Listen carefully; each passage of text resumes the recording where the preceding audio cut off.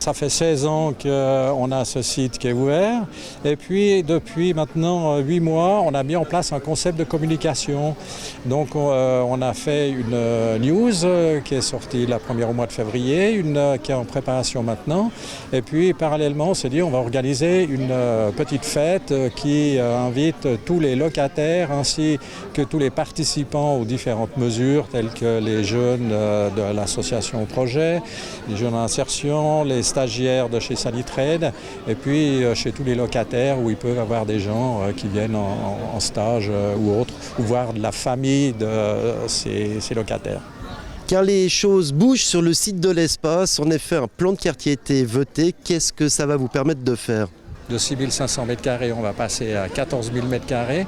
Donc il y aura beaucoup d'activités qui seront là, mais qu'on veut toujours garder au niveau social et culturel, tels que les buts de la fondation qu'on a actuellement. Et en plus, il y aura des appartements, mais qui seront en très grande partie tous les appartements sociaux. Alors le plan de quartier prévoit la possibilité de démolir les bâtiments qui sont en front de route, c'est-à-dire le bric-à-brac et puis le bâtiment principal, où on peut reconstruire des bâtiments là, qui seront plus volumineux et surtout plus hauts que les bâtiments actuels. Et puis sur le parking, on aura aussi la possibilité de construire. Mais on a une servitude de droit privé qui nous oblige quand même à avoir des constructions de hauteur limitée, de grandeur limitée. Donc on respectera ces servitudes dans le projet qu'on a. Et puis la halle, le bâtiment qui est au bord de l'As où il y a les activités de l'association Projet, lui peut être augmenté. Le bâtiment doit rester parce qu'il est protégé, mais il peut être avec 2 étages supplémentaires.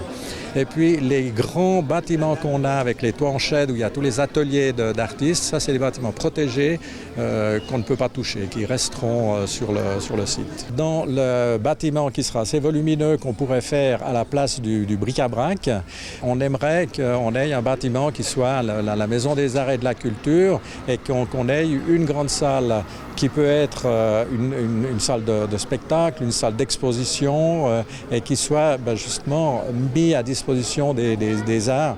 Elle sera idéalement située avec une terrasse qui donnera sur l'As.